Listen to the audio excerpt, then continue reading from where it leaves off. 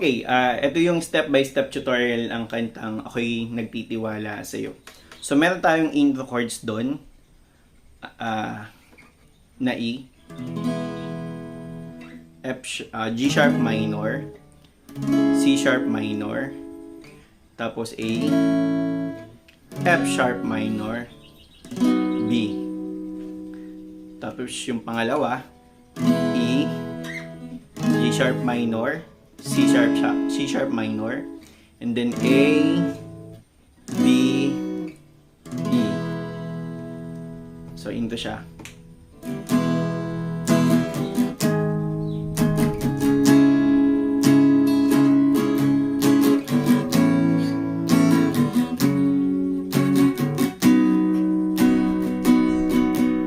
Pangalawa.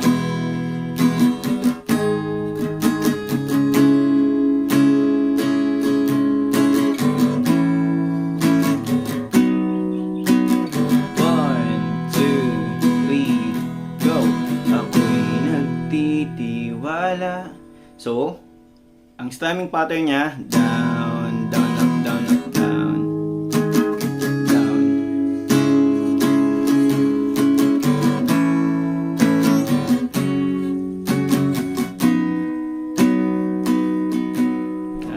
Down, down, up, down, up, down, down, up, down, up, down, down, up, down, up, down, up, down, down.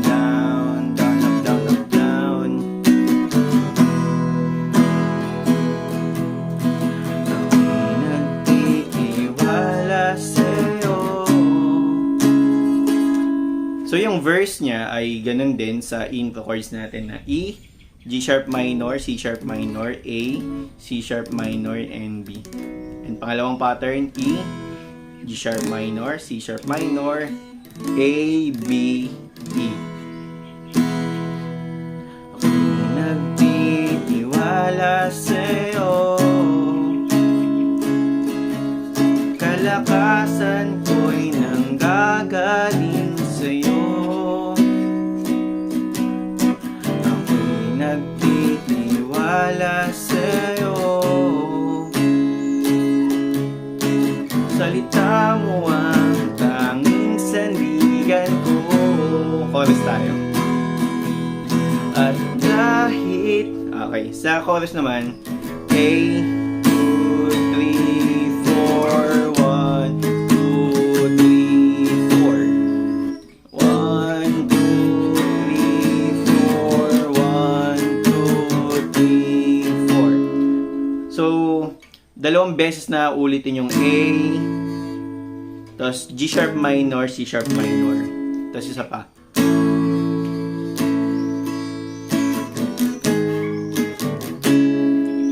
Tapos ikaw lamang ang sandigan, Panginoong Jesus.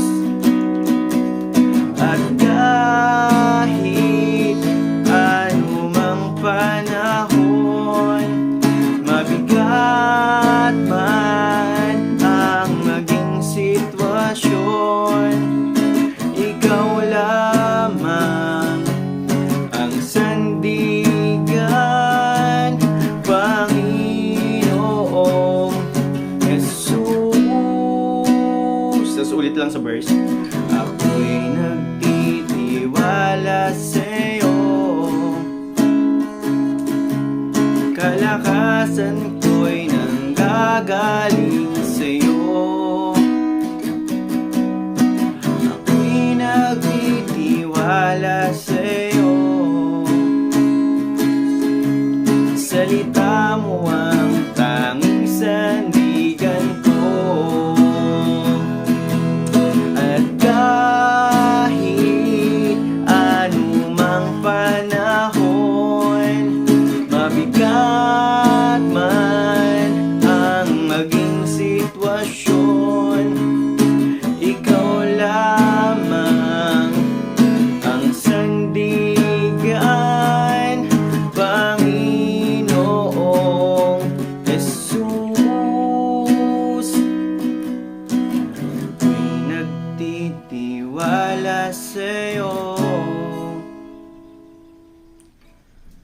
Kalakasan ko'y nanggagaling sa'yo.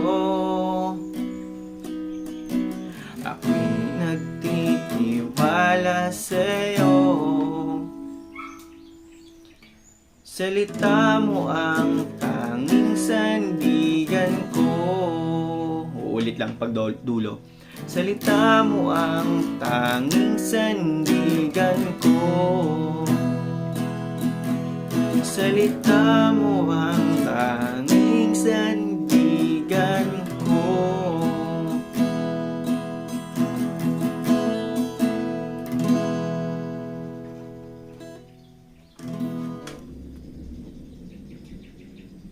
So yun, kung may natutunan po kayo, please wag pong kakalimutan na i-like ang video, i-share sa inyong mga kasama at mag-comment para sa improvement and suggestions for any worship song. Thank you and God bless. Huwag niyong kakalimutan na mag-subscribe. Paalam!